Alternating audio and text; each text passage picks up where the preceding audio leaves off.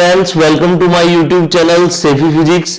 आज हम पढ़ रहे हैं रिफ्लेक्टिंग टेलीस्कोप। रिफ्लेक्टिंग टेलीस्कोप क्या होता है, एक बार इसको समझेंगे। इसका नाम रिफ्लेक्टिंग टेलीस्कोप क्यों बताया गया है, पहले इस बात को समझ लेते हैं। देखिए, रिफ्लेक्टिंग जो वर्ड आया है यहां पर, वो मिरर के लिए आया है, क्योंकि लाइट को रिफ्लेक्ट करने का काम मिरर करता है। तो इसका मतलब ये हुआ कि इस जो टेलीस्कोप है उसमें मिरर का यूज होता है। सबसे पहले समझ लेते हैं इसकी definition. An instrument which can see far objects clearly like building, tower, aeroplane, birds, etc.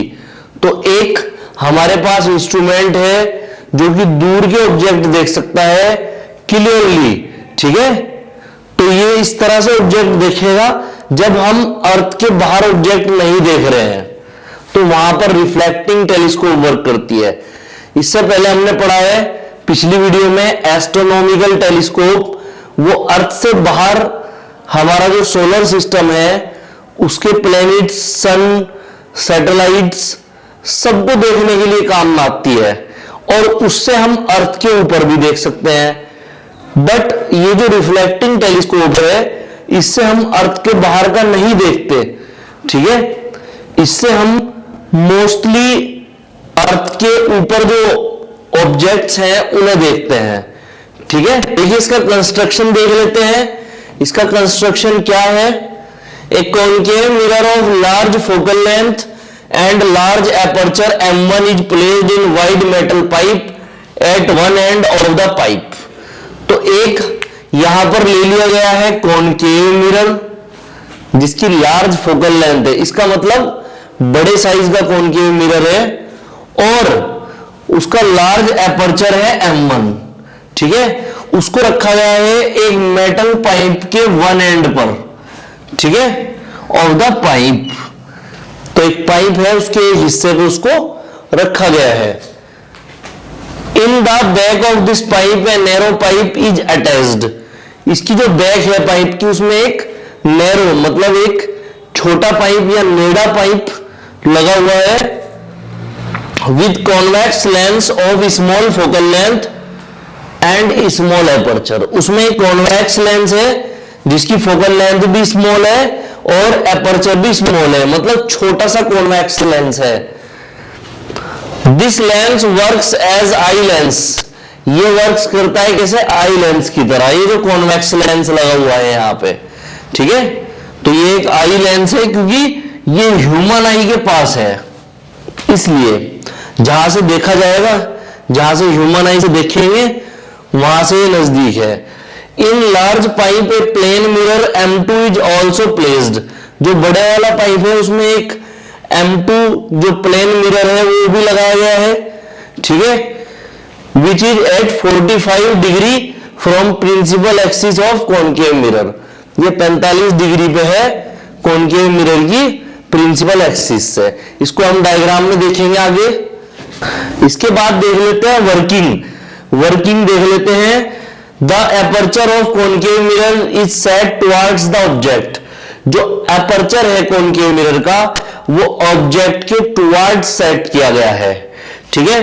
From object A B the light rays are focused at the focus of mirror M। ये जो मिरर M है उस पे focus होती है। Light rays कहां से निकलती है? ऑब्जेक्ट ए बी से, और वो मिरर M पे जाके फोकस हो जाती है, ठीक है। But these rays are reflected by the plane mirror M2 before focusing at the focus of concave mirror. ये जो M दिया यहां पर कॉनकेव मिरर, इसमें फोकस होने से पहले वो जो लाइट रेज हैं वो प्लेन मिरर M2 से रिफ्लेक्ट हो जाती हैं। Real comma inverted and small image of an object AB obtained as A dash B dash. तो इस तरह से यहां पर एक स्मॉल, इन्वर्टेड और रियल इमेज बनती है, ठीक है।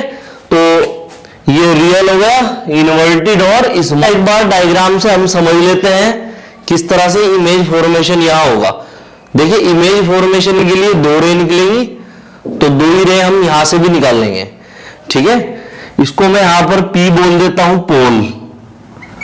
एक बार डायग्राम समझ लेते हैं, फिर इसका इमेज फॉर्मेशन करते हैं। यहां पर ये कॉनकेव मिरर है M1, या इसको MB लिखते हैं यहां पे, ठीक है।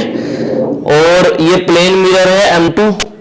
यहां पर ये देखो, ये कॉन्वेक्स लेंस है, मेरा कॉन्वेक्स लेंस, ठीक है।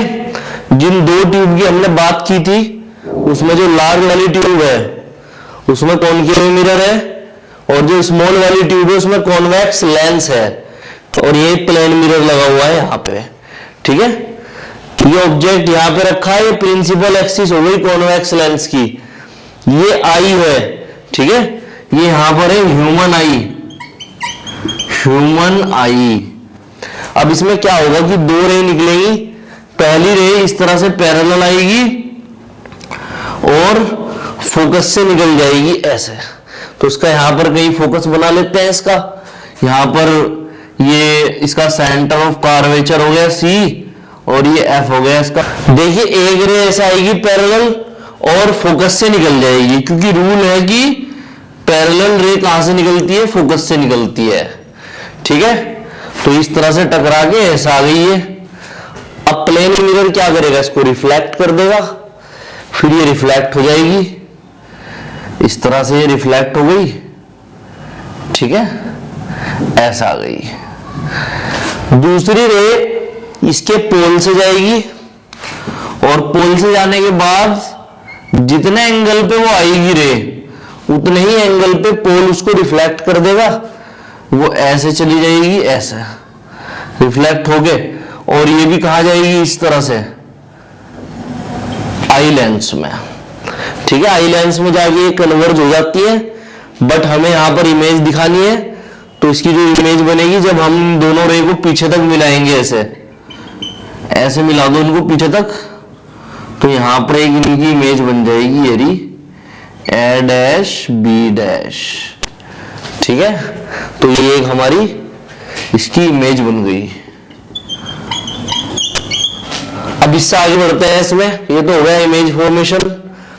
इसके बाद magnification, power of telescope, vision angle subtended.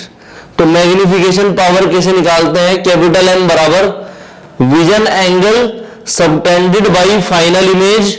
ये यहां से इस तरह से इसको कवर कर लो, ऐसे फॉर्मूले को, ये फॉर्मूला है ये, ठीक है। और यूनिट लेस होती है ये मैग्निफिकेशन पावर, जिसको मैग्निफिकेशन भी बोलते हैं। तो M बराबर क्या हो गया, vision angle subtended by final image upon angle subtended by an object. तो कितना एंगल बनाया है फाइनल इमेज ने, और कितना एंगल बनाया है किसने, ऑब्जेक्ट ने, दोनों का रेशो आ जाएगा ये, ठीक है। अब इसमें आगे बढ़ते हैं। देखिए ये जो इमेज बनी है, इसमें दो तरह से इमेज बनी है। इसमें एक पहली इमेज भी बनेगी हमारे पास, जहां पर रे फर्स्ट टाइम मिलेगी है, ये A डैश B डैश, यहां पर फर्स्ट इमेज बनेगी, फिर ये A double dash B double dash, ये फाइनल इमेज बनेगी, ठीक है। तो ये हमारे पास जो बनी ये है फर्स्ट इमेज, जब फर्स्ट टाइम मिलेगी ये रे, और जब दोबारा मिलेगी तो यहां पर बनेगी फाइनल इमेज। अब एक बात और समझ लो कि जो फर्स्ट इमेज है ये रियल, इन्वर्टेड और स्मॉल है। देखो छोटा साइज है, स्मॉल है, रियल में रे मिल रही है तो रियल है, इन्वर्टेड उल्टी है।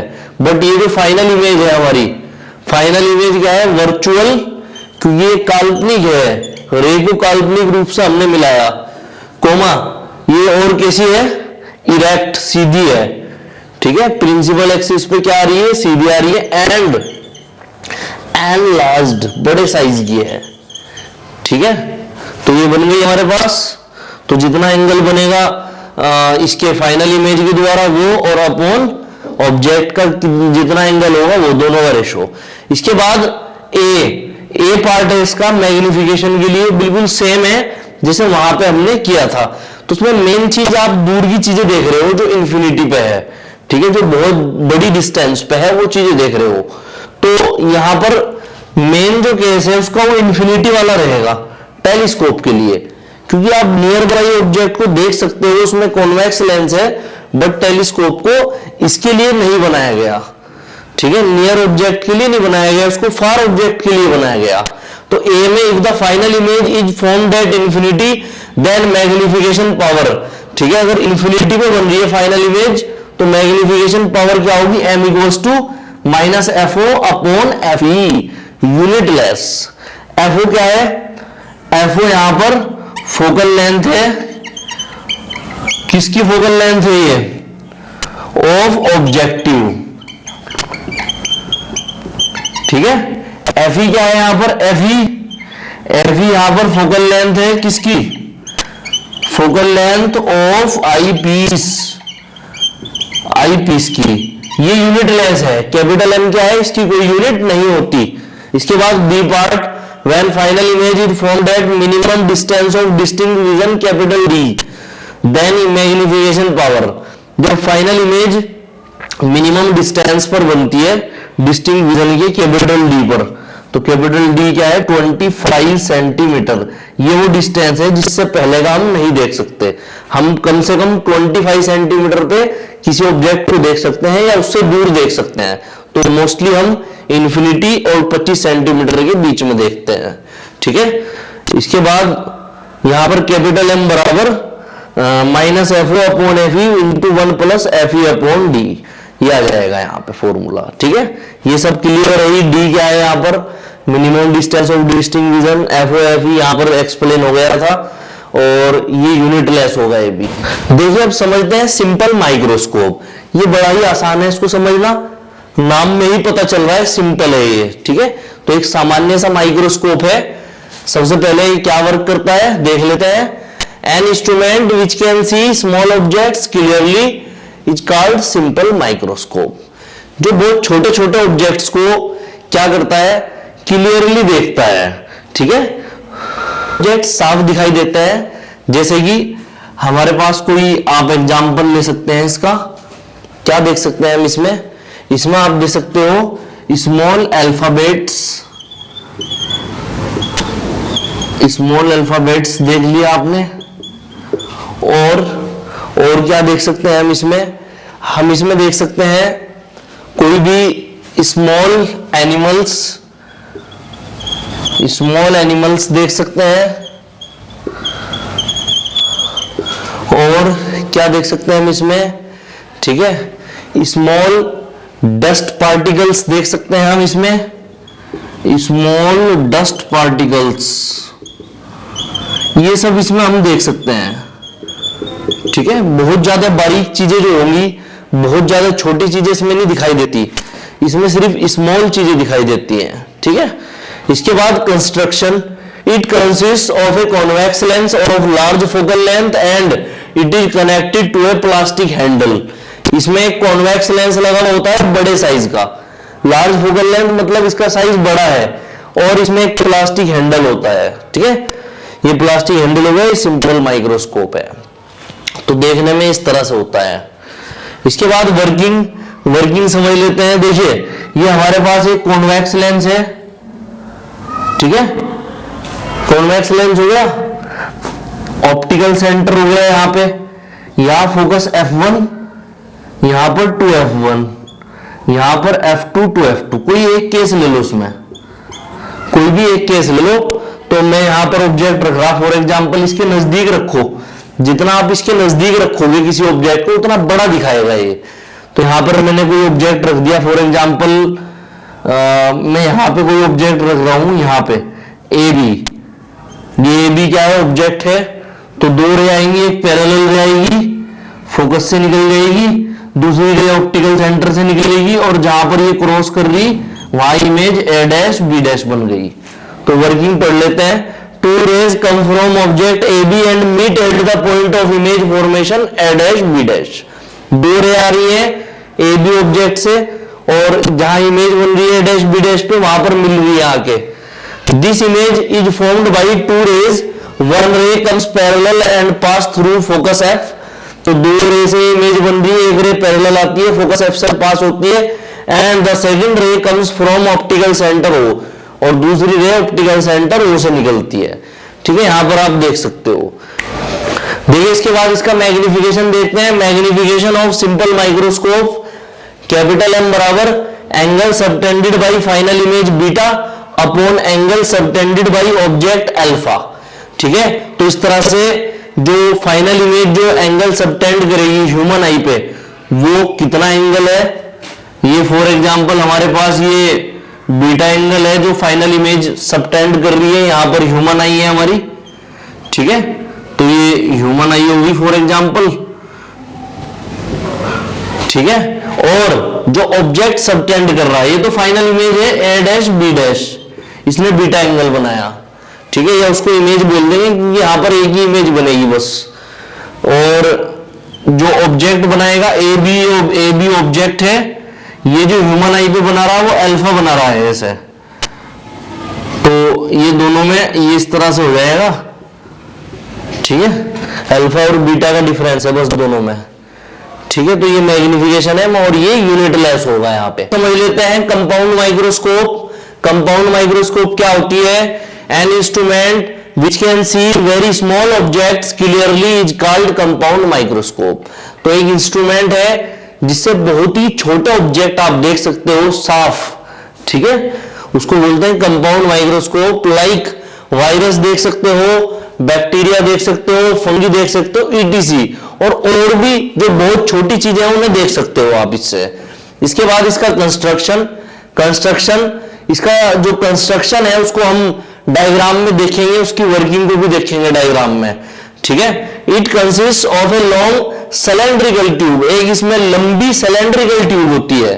ठीक है, containing at one end a convex lens of smaller aperture and small focal length. उसके एक एंड पे एक कॉन्वेक्स लेंस लगा हुआ होता है जिसका स्मॉल अपर्चर और स्मॉल फोकल लेंथ होती है, मतलब ये छोटे साइज का है। एक छोटे साइज का कॉन्वेक्स लेंस हो गया एक एंड पे। This is called the objective lens O, इसको ऑब्जेक्टिव लेंस बोलते हैं ओ। देखिए ऑब्जेक्टिव लेंस ओ क्यों बोल रहा है इसको, क्योंकि ये ऑब्जेक्ट के पास होता है। ठीक है, इसलिए it is placed near the object, ये कहां पे होता है? ऑब्जेक्ट के पास में होता है इसलिए। At the other and of the tube another coaxial smaller and wide tube is fitted, दूसरे एंड पे स्मॉलर और वाइड ट्यूब फिटेड होती है। ठीक है, मतलब चौड़ी ट्यूब होती है। ठीक है, और स्मॉल होती है वो ट्यूब। ठीक है, which carries A convex lens E at its outer and, और उसमें एक कॉन्वेक्स लेंस ई लगा हुआ होता है उसके बाहरी तरफ। This lens is towards the eye and is called eye piece, और ये आई के पास होता है इसलिए उसको आई पीस बोलते हैं।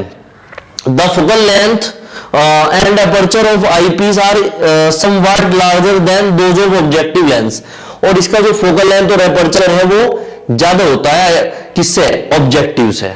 और इसके फोकल लेंथ और एपर्चर ज्यादा होता है ऑब्जेक्टिव से, मतलब ये बड़े साइज का लेंस होता है।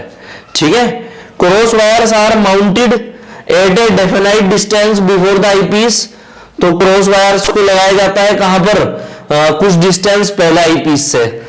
The entire tube can be moved forward and backward by the rack and pinion arrangement, तो इसको पूरी ट्यूब को आगे और पीछे किया जा सकता है रैक और पिनियन अरेंजमेंट के थ्रू। तो इसकी वर्किंग में suppose a small object A B is placed slightly away from the first focus F dash of the objective lens. देखो यहां पर डायग्राम समझ लो, ये ऑब्जेक्ट है, इस ऑब्जेक्ट के पास ये ऑब्जेक्टिव लेंस है। ठीक है, ये ह्यूमन आई है, ह्यूमन आई के पास आई पीस है, तो एक ऑब्जेक्ट को थोड़ा सा दूर रखा गया है किससे? एफओ डैश जो है इसका।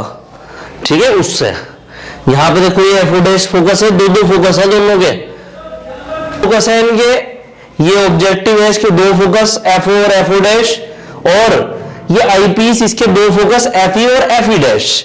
ये इनके ऑप्टिकल सेंटर है, ओ और ई इनके ऑप्टिकल सेंटर है। ठीक है, तो एफओ डैश जो फर्स्ट फोकस है, ऑब्जेक्ट थोड़ा सा दूर रखा है इससे। ठीक है, the objective lens forms the real inverted and magnified image A dash B dash. तो फर्स्ट इमेज अभी बनाएंगे इसकी ए डैश बी डैश बनेगी, जो कि रियल इन्वर्टेड एंड मैग्नीफाइड होगी। तो देखो क्या, तो ये जो पैरेलल रे आ रही ये कहां से निकलेगी? फोकस से ऐसे निकल गई। अब दूसरी रे ऑप्टिकल सेंटर से निकलेगी, या हम दूसरी जगह से भी निकाल सकते हैं, जहां से ठीक लग रहा है वहां से निकाल लेंगे इसको। तो दूसरी रे इस तरह से ऑप्टिकल सेंटर से निकल जाएगी, निकल गई। दोनों रे क्रॉस कर रही है जहां पे भी, वहां पर फर्स्ट इमेज बन गई ए डैश बी डैश। अब ये देखो इन्होंने जो कहा है इसमें रियल है, ये रियल में बन रही है। इन्वर्टेड है, देखो प्रिंसिपल एक्सिस से नीचे है, उल्टी है, मैग्नीफाइड है, इस ऑब्जेक्ट से बड़े साइज की है तो मैग्नीफाइड है।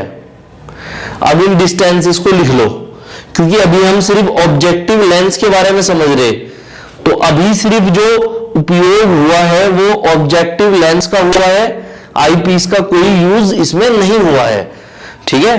तो जो डिस्टेंस होगी वो ऑब्जेक्टिव से ली जाएगी। ऑब्जेक्ट तक की डिस्टेंस क्या होगी, ऑब्जेक्ट तक की डिस्टेंस होगी यूओ, distance of object from the objective lens, ठीक है। और ये फर्स्ट इमेज है, ये क्या है, फर्स्ट इमेज। फर्स्ट इमेज तक की जो डिस्टेंस होगी वो होगी v o, distance of first image from the objective lens, ठीक है। तो यूओ हो गया और वीओ हो गया, इसको आप ऐसे नीचे भी लिख सकते हो, यूओ को लिख लो डिस्टेंस ऑफ इमेज। कौन सी इमेज की डिस्टेंस है, डिस्टेंस ऑफ, ये तो डिस्टेंस ऑफ ऑब्जेक्ट हो गया, ठीक है, फ्रॉम ऑब्जेक्टिव, ऑब्जेक्टिव से, क्योंकि यू आ रहा है इसमें यूओ, ठीक है। O for objective, u for distance of object. जब वीओ लिखोगे आप इसे क्या लिखोगे, distance of image from, distance of image from objective, objective से, ठीक है। अब सुनो आगे इसमें क्या होगा, देखो आगे इसमें आगे बढ़ते हैं हम। Which act as an object for eyepiece. अभी ये पहली इमेज बनी है, ये फर्स्ट इमेज बनी है किससे, ऑब्जेक्टिव से। आई पीस इसको एक तरह से ऑब्जेक्ट की तरह देखेगा। तो ये लाइट रे दो यहां तक आ गई थी, अब इससे आगे करते हैं। इसका कन्वर्जिंग बिहेवियर होता है कॉन्वेक्स लेंस का, तो ये दोनों रे को क्या कर देगा, ह्यूमन आई में कन्वर्ज कर देगा ऐसे। तो दोनों रे कहां चली गई, कन्वर्ज हो गई, ह्यूमन आई पे चली गई, ठीक है। अब जब हम इसकी फाइनल इमेज बनाएंगे वो देख लो कहां पे बनेगी, जब इसको पीछे तक मिलाओगे आप, ठीक है, क्योंकि उधर तो देखो मिल नहीं रही है कहीं पे, क्योंकि गैप बढ़ रहा है दोनों रे के बीच में। तो हम इसको पीछे तक जब मिलाएंगे इस तरह से, तो इसकी जो इमेज बनेगी वो यहां पर बन जाएगी a double dash b double dash, जो कि वर्चुअली हमने बनाया है। तो ये वर्चुअल इमेज बनी है इसकी, ठीक है। तो the eyepiece is so adjusted that the image A dash B dash lies between the first focus F E dash and eyepiece E. तो देखो फर्स्ट इमेज जो बनी है वो एफ ई डैश मतलब एफ ई और eyepiece ई के बीच में बनी है, इन दोनों के बीच में बनी है, देखो ये बनी है ना। तो यहां पर आप इसको एफ ई कर दो, ठीक है, एफ ई और ई के बीच में बनी है। The eyepiece forms its image a double dash b double dash which is virtually erect and magnified. जो आई पीस है इसकी इमेज बनाता है, double dash b double dash, ये बन गई, ये वर्चुअल है, इरेक्ट है और मैग्नीफाइड है, ठीक है। देखो वर्चुअल है ना, इरेक्ट मतलब इस ऑब्जेक्ट के हिसाब से सीधी है ये, क्योंकि फर्स्ट इमेज ऑब्जेक्ट का वर्क कर रहा है तो इसके हिसाब से सीधी है, और मैग्नीफाइड इसके हिसाब से बड़ी है, ठीक है। यहां पर जब डिस्टेंस दिखाएंगे तो वो वहां से दिखाएंगे आई पीस से। ये ऑब्जेक्ट का वर्क कर रही फर्स्ट इमेज, तो यहां तक की डिस्टेंस होगी यू ई, और इमेज यहां पे बन रही आई पीस से, तो यहां तक की डिस्टेंस होगी वी ई, ठीक है। तो जब हम इसको लिखेंगे लैंग्वेज में, तो यू ई क्या है यहां पर, you E distance of first image जो भी ऑब्जेक्ट का वर्क कर रही है आई पीस के लिए, distance of first image from eyepiece, कहां से, आई पीस से।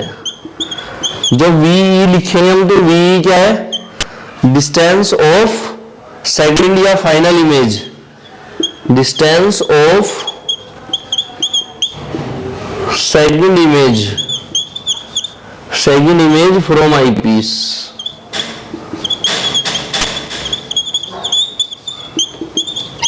ठीक है। तो ये कौन सी इमेज है? सेकंड और फाइनल इमेज, और फाइनल इमेज।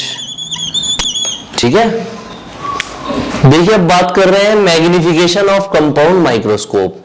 मैग्निफिकेशन का क्या मतलब है?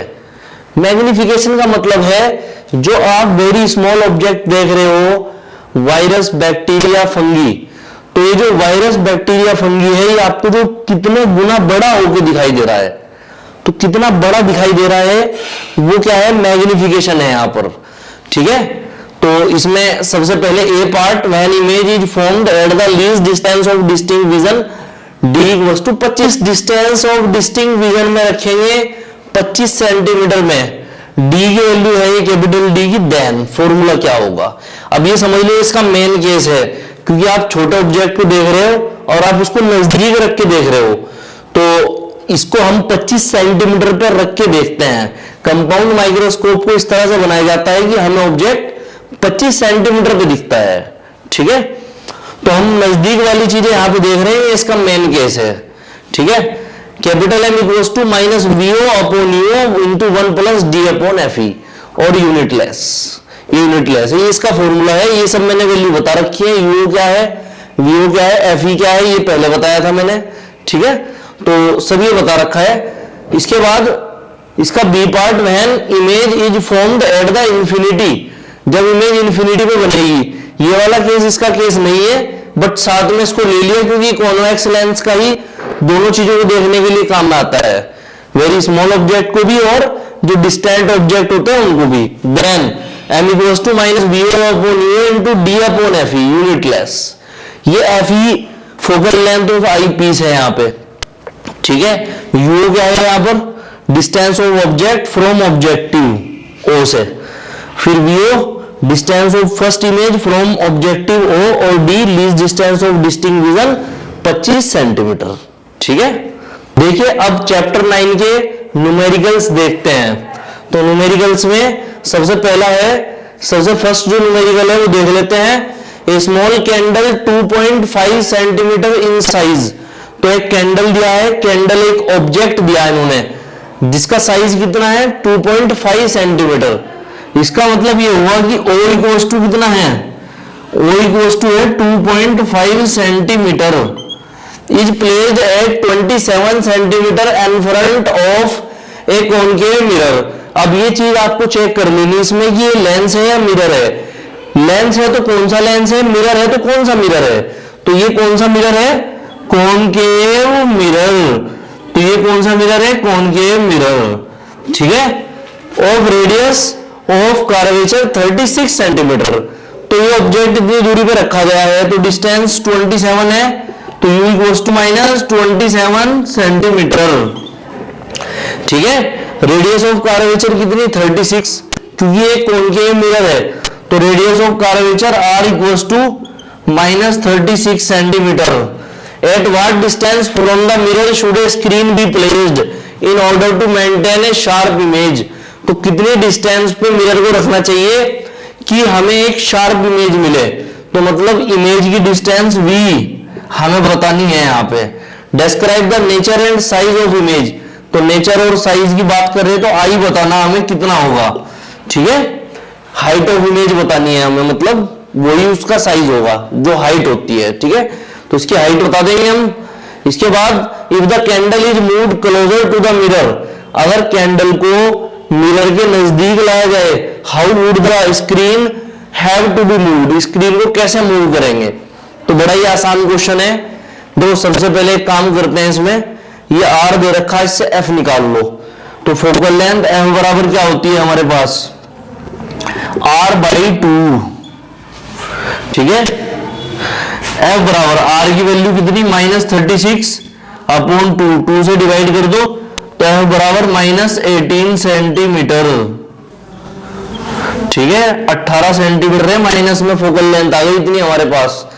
अब एक काम करो, पहले v निकाल लेते हैं इससे, फिर i निकालेंगे। तो v निकालने के लिए क्या करेंगे, यहां पर हम मिरर फॉर्मूला लगाएंगे। तो कौन सा फॉर्मूला लग जाएगा? Mirror formula, mirror formula. ठीक है, मिरर फॉर्मूला क्या होता है, 1/f बराबर 1/v प्लस 1/u। ठीक है, तो f की वैल्यू कितनी, f की वैल्यू -18, v की वैल्यू निकालनी, u की वैल्यू कितनी, u की वैल्यू है -27। ठीक है, अब इसको निकाल लेते हैं, प्लस इधर आगे माइनस, तो इधर आगे माइनस हो जाएगा, तो 1/v इक्वल्स टू कितना, 1/-18 और -1/-27। ठीक है, अब इसमें एलसीएम ले लो, क्या ले लेंगे LCM, 1/v equals to minus का 54 ले लो, यहां पर -54, ये 3 जा और ये 2 जा, 3 - 2 कितना हो गया 1, तो 1/v इक्वल्स टू 1/-54, तो v इक्वल्स टू -54 सेंटीमीटर। ठीक है, अब आगे कैसे निकाल लेंगे इसको, मैग्निफिकेशन से हाइट ऑफ इमेज निकाल लेंगे, हाइट ऑफ इमेज निकाल लो मैग्निफिकेशन से, मैग्निफिकेशन m बराबर I/O बराबर -v/u, इसमें वैल्यू पुट कर लो, तो I/O की वैल्यू कितनी 2.5 माइनस v की वैल्यू कितनी -54, u की -27। ठीक है, u की देखो ये -27, तो यहां पर क्या कर लेंगे, इससे इसको डिवाइड कर लो, कितनी बार कट गया 2 टाइम्स, तो I इक्वल्स टू 2.5 उधर, -2 × 2.5, तो I इक्वल्स टू -5 सेंटीमीटर। तो इमेज का साइज कितना आ गया -5 सेंटीमीटर। देखिए अब आगे देखते हैं, as there is a negative sign the image is inverted and virtual. इसमें I की वैल्यू नेगेटिव में आई है, I इक्वल्स टू -5 सेंटीमीटर, इसका मतलब जो इमेज है वो इन्वर्टेड है और वर्चुअल है। ठीक है, so that it is virtual, inverted and enlarged, क्योंकि I की वैल्यू O से ज्यादा है तो इसका मतलब एनलार्ज्ड है image. If the candle is moved closer to the mirror, अगर कैंडल को नजदीक लेके जाएंगे मिरर के, then the screen needs to be moved away from the mirror, तो स्क्रीन को दूर करना पड़ेगा मिरर से, so as to obtain the image obtain करने के लिए। ठीक है, तो जितना नजदीक लेके जाएंगे तो स्क्रीन को हम क्या करेंगे, दूर करेंगे उसमें, जिससे कि हमें इमेज जो है वो सही मिले उसकी। ठीक है, देखिए क्वेश्चन नंबर 2, क्वेश्चन नंबर 2 में क्या कहा गया है, ए 4.5 centimetre needle is placed 12 centimetre away from a convex mirror. तो इसमें क्या दिया हुआ है, कॉन्वेक्स मिरर दिया हुआ है, कॉन्वेक्स मिरर। ठीक है, जो कि कितनी दूर रखी हुई है नीडल, 12 सेंटीमीटर पे, और हाइट क्या है नीडल की 4.5 सेंटीमीटर, तो O इक्वल्स टू 4.5 सेंटीमीटर और U इक्वल्स टू कितना होगा यहाँ पर माइनस का 12 सेंटीमीटर, 12 सेंटीमीटर। ठीक है, तो ये कॉन्वेक्स मिरर का क्वेश्चन है हमारे पास। फोकल लेंथ क्या है इसकी, फ्रॉम ए कॉन्वेक्स मिरर और फोकल लेंथ 15 सेंटीमीटर, तो 15 सेंटीमीटर दिए, U निगेटिव है क्योंकि U निगेटिव होता है दोनों मिरर के लिए, बट जो V की और F की वैल्यू है वो कॉनकेव के लिए निगेटिव और कॉन्वेक्स के लिए पॉजिटिव, तो F कितना जाएगा इसके लिए, F इक्वल्स टू प्लस का 15 सेंटीमीटर। ठीक है, मोस्टली केसेस में यही साइन होते हैं। ठीक है, इसके बाद give the location of the image and the magnification, image की लोकेशन बतानी है और मैग्निफिकेशन मतलब V बताना है, और एक हमें I, क्योंकि मैग्निफिकेशन निकालेंगे तो उसके लिए हेल्पफुल रहेगा I हमारे पास। ठीक है, इससे इजीली हम कैलकुलेट करके निकाल लेंगे। चलिए, अब इसमें हम निकाल तो V और U से भी सकते हैं मैग्निफिकेशन, लेकिन यहाँ चलो I की वैल्यू निकाल लेंगे, जिससे हमें नेचर भी पता चलेगा इमेज का, किसका नेचर कैसा है, थोड़ा और इफेक्टिव हो जाएगा आंसर जब हम उसका नेचर भी बताएंगे। तो अब इसमें देख लेते हैं आगे क्या करना है। देखो इसमें मिरर फॉर्मूला लगा लेते हैं डायरेक्ट, यहां पर क्या लगा लो आप, mirror formula 1/f 1/v plus 1/u। ठीक है, f की वैल्यू 15, v की वैल्यू निकालनी, u की वैल्यू कितनी u की वैल्यू है माइनस का 12। देखिए इधर आएगा तो -12 ये प्लस का हो जाएगा, तो 1/v इक्वल्स टू 1/15 प्लस 1/12। तो कितना ले लो एलसीएम, 15 और 12 का कितना आ गया 60। ठीक है, 15 4 जा 60, 12 5 जा 60, तो कितना आ गया 1/v 9/60। 3 3 जा 3 से 20 टाइम्स, उल्टा करके लिख लो उसको, तो v इक्वल्स टू कितना आ गया 20/3 लिख सकते हैं आप इसे, इतने सेंटीमीटर। या आप इसको चेंज कर लो, जब चेंज करके लिखोगे तो v इक्वल्स टू कितना 3 से डिवाइड करो 6.666, तो उसको 6.67 लिख सकते हैं इतने सेंटीमीटर। ठीक है, ये v की वैल्यू आ गई। अब इसमें मैग्निफिकेशन का फॉर्मूला लगाएंगे और i निकाल लेंगे इसमें, m equals to i upon o equals to minus v upon u। i की वैल्यू निकालनी है, o की वैल्यू कितनी है 4.5, v की वैल्यू 20/3, u की वैल्यू कितनी है माइनस का 12। ठीक है, मल्टीप्लाई कर लो, i इक्वल्स टू 20 इंटू 4.5, नीचे 3 इंटू 12, कुछ कट रहा है उसे काट लो, पॉइंट से ही जीरो कैंसिल हो गई, काट लिया हमने इसको। और क्या कट रहा है 3 से 15 टाइम्स कट गया, ये 3 से 4 टाइम्स, 3 से 5 टाइम्स, 2 से 2 टाइम्स, तो i इक्वल्स टू 5/2 सेंटीमीटर, या हम इसको क्या लिख सकते हैं 2.5 सेंटीमीटर। ठीक है, ये लिख सकते हैं इसको। तो हमारे पास इमेज की हाइट आ गई, तो हमें एक बात पता चल गई कि इमेज छोटी है यहाँ पर। ठीक है, तो छोटी है इमेज, यहाँ पर डिमिनिश्ड है। और एक बात और हमें यहाँ पर पता है कि v की वैल्यू प्लस ही आ गई और u की वैल्यू माइनस है, तो इमेज कैसी बन गई, नेचर कैसा है इमेज का, इमेज जो बनी यहाँ पर वो रियल है, कोमा इन्वर्टेड है एंड डिमिनिश्ड है, छोटी इमेज बनी। निकाल दो यहाँ पे, तो m निकाल लेंगे मैग्निफिकेशन, m बराबर i अपॉन o।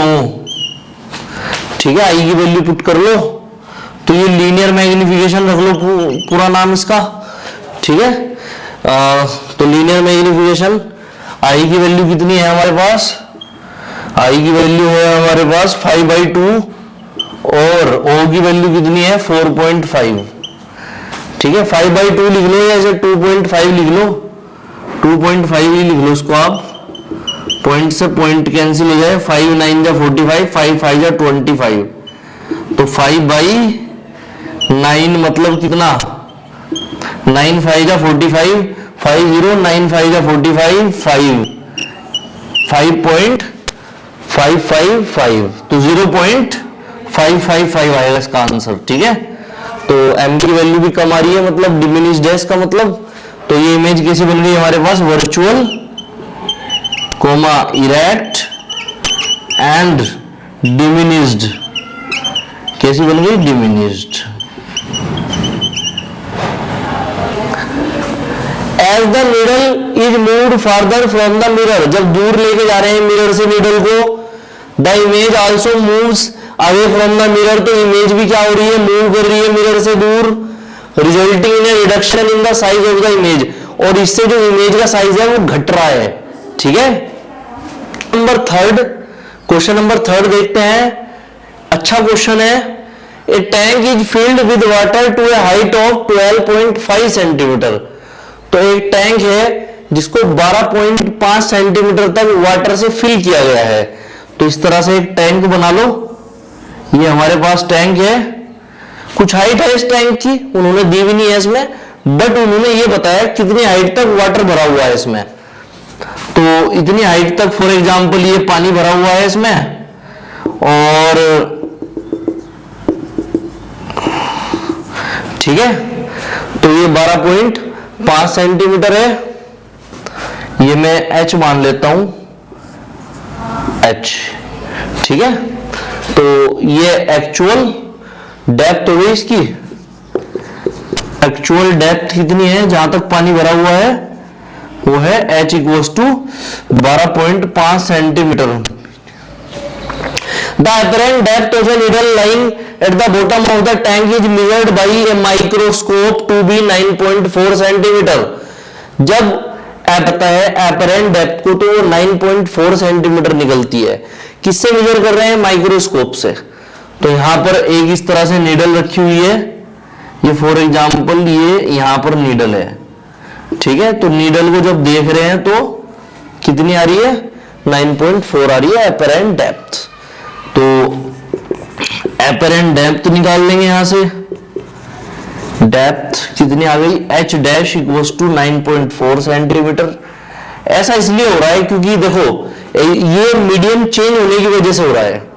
यहां बाहर जो जितना भी मीडियम है वो सब क्या है? एयर है, सब एयर है। तो एयर में हाइट सेम है इसकी h 12.5, लेकिन जैसे ही वाटर के अंदर हम जाते हैं तो वाटर में क्या हो गया? मीडियम चेंज हो गया, तो ये एपरेंट हो गया। मीडियम चेंज होने की वजह से जो हाइट है वो 9.4 सेंटीमीटर आ रही है। एपरेंट डेप्थ इसकी, डेप्थ मतलब जो इसकी गहराई है, ठीक है। और नीचे से मापेंगे तो वही हाइट मापी जाएगी, और ऊपर से देखोगे तो वो डेप्थ हो जाएगी इसकी गहराई। तो इसकी गहराई देख लेते हैं एक बार यहाँ पे, और उसी से ही हम इसका रिफ्रैक्टिव इंडेक्स निकाल लेंगे। रिफ्रैक्टिव इंडेक्स जब निकालेंगे वाटर का तो क्या आएगा? रिफ्रैक्टिव इंडेक्स ऑफ वाटर क्या आ जाएगा? n इक्वल्स टू NW लिख रहा हूं मैं, ऑफ वाटर। n किसको डिनोट करता है? रिफ्रैक्टिव इंडेक्स को। W वाटर है, तो ये आ जाएगा h अपॉन h डैश, मतलब actual depth upon apparent depth, दोनों का रेशो। तो NW h 12.5, h dash 9.4। Point से पॉइंट कैंसिल कर दो यहां पे, इससे 94 से 125 को डिवाइड कर दो तो ये अप्रोक्सीमेटली 1.33 आ जाएगा, ठीक है। यूनिट लेस होता है ये, क्यों? क्योंकि यहां भी सेंटीमीटर है और यहां भी सेंटीमीटर, दोनों एक दूसरे से कैंसिल हो गए तो यूनिट लेस आ जाएगा इसे, ठीक है। ये आ गया हमारे पास रिफ्रैक्टिव इंडेक्स ऑफ वाटर। अब इन्होंने आगे क्या देखिए, इन्होंने आगे क्या कहा है इसमें, what is the refractive index of water, ये तो हमने निकाल दिया। वाटर का refractive index 1.33 if water is replaced by a liquid of refractive index 1.63। अगर वाटर को हम एक लिक्विड जिसका रिफ्रैक्टिव इंडेक्स कितना है 1.63 से रिप्लेस कर दें तो क्या आंसर आएगा इसका, ठीक है, ये बताना है। By what distance would the microscope have to be moved to focus on the needle again? तो कितने डिस्टेंस तक माइक्रोस्कोप को मूव करना पड़ेगा उस नीडल को फोकस करने के लिए, ठीक है। देखिए एक्चुअल डेप्थ तो रहेगी सेम, हमारे पास 12.5 सेंटीमीटर है। एपरेंट डेप्थ जैसे मीडियम बदलेगा ऐसे ही बदल जाएगी। तो यहां पर जब हम फॉर्मूला लगाएंगे रिफ्रैक्टिव इंडेक्स ऑफ लिक्विड का NL इक्वल्स टू, तो यहां पर हो जाएगा H सेम रहेगा एक्चुअल डेप्थ, और ये H डबल डैश आ जाएगा, एक नई डेप्थ आ जाएगी यहां पे, ठीक है। जो एपरेंट डेप्थ है उसकी वैल्यू चेंज होगी क्योंकि NL चेंज हो रहा है। तो ये क्या है? NL refractive index of liquid का।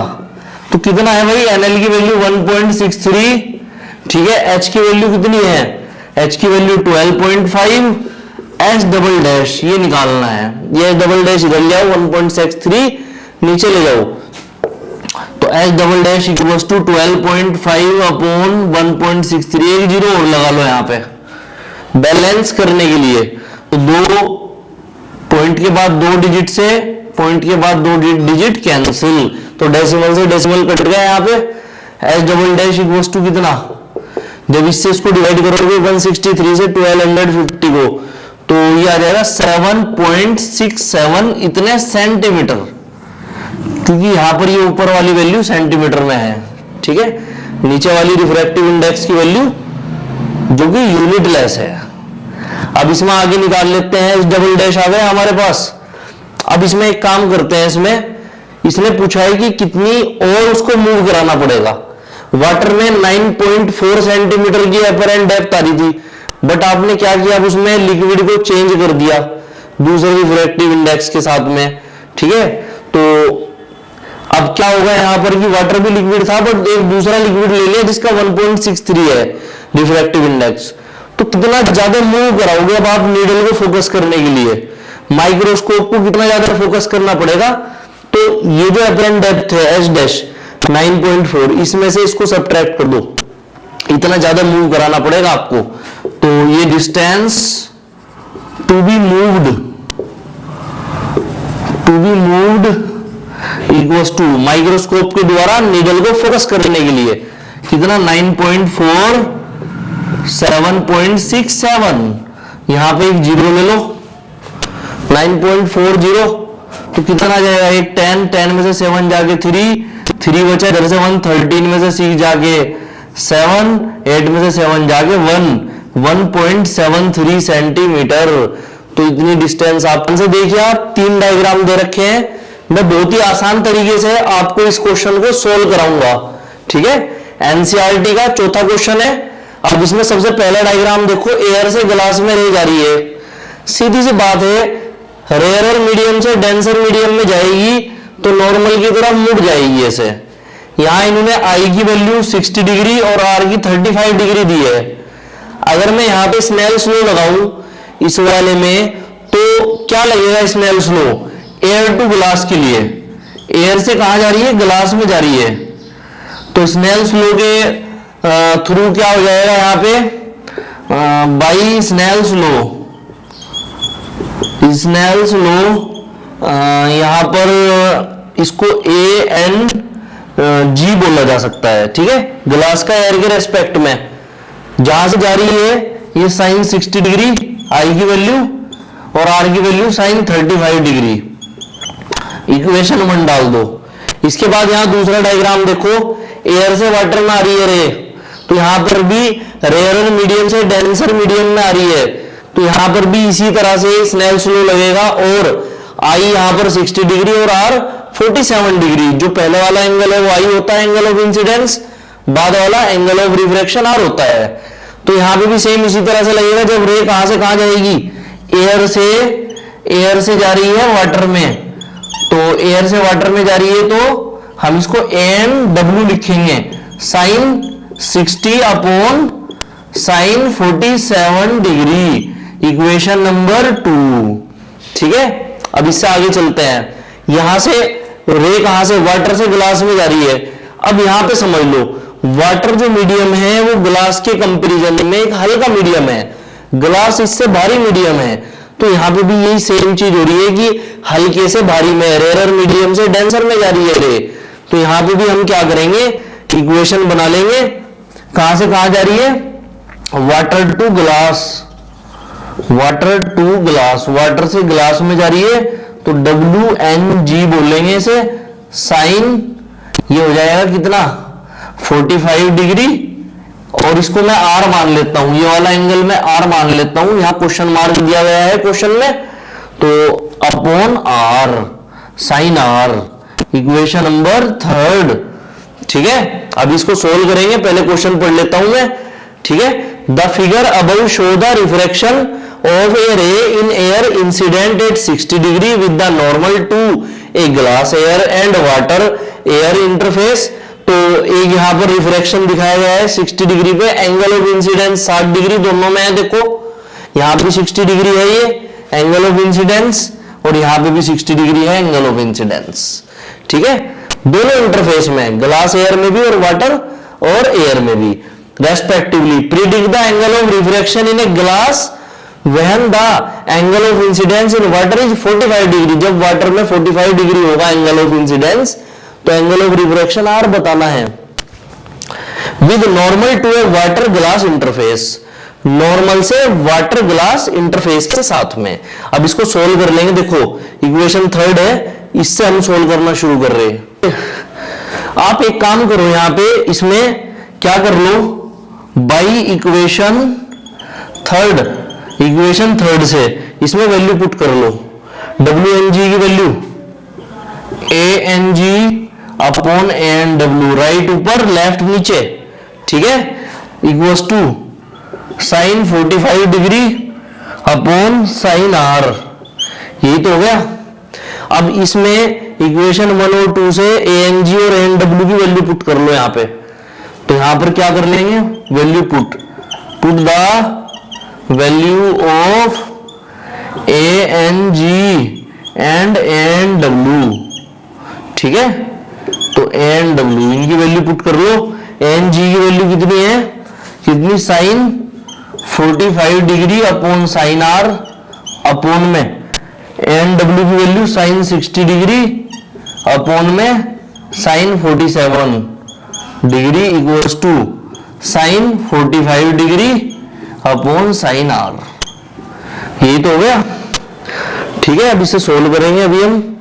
ये कितना था यहाँ पे, साइन 60, यहां पर इसकी वैल्यू कितनी, एन जी की वैल्यू कितनी रखी है, साइन 60 अपॉन साइन 35, एन जी की वैल्यू साइन 60 अपॉन साइन 45, ठीक है।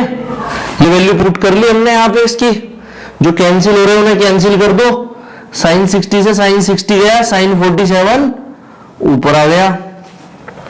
चलो अब इसमें आगे सोल्व कर लेते हैं। ये 35 है यहाँ पे, साइन 60 अपॉन साइन 35, देखो ये रहा साइन 60 साइन 35, ये रहा साइन 60 साइन 35, ये ऊपर चला गया तो कितना हो गया, ये हो गया साइन 47 ऊपर है, साइन 35 नीचे है, साइन 45 यहां पे दे रखा है इन्होंने, साइन 45 अपॉन साइन आर, ठीक है।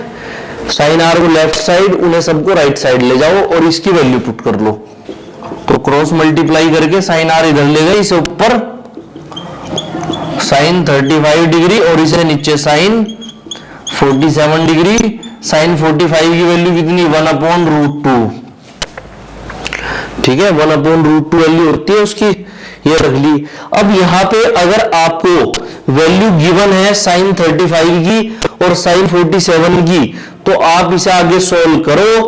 अगर आपको वैल्यू गिवन नहीं है क्वेश्चन में, तो आप इसको आगे सोल्व मत करो, इनवर्स करके लिख के आंसर आ जाएगा, क्योंकि ये ऐसी वैल्यू है जो कि हमारे पास टेबल में नहीं होती, ठीक है, जो नॉर्मल टेबल होती है ट्रिग्नोमेट्री में, मैथ्स में, तो उसमें ये नहीं होती। तो इसलिए हम क्या करेंगे कि इस तरह की वैल्यू अगर दी हुई है तो रखेंगे, नहीं दी हुई है तो उसमें नहीं रखेंगे। तो क्वेश्चन के हिसाब से ये वैल्यू हमें नहीं दी गई है, तो आप क्या करेंगे इस क्वेश्चन में, इनको जू का तू लिख देंगे यहाँ पे हम, ठीक है।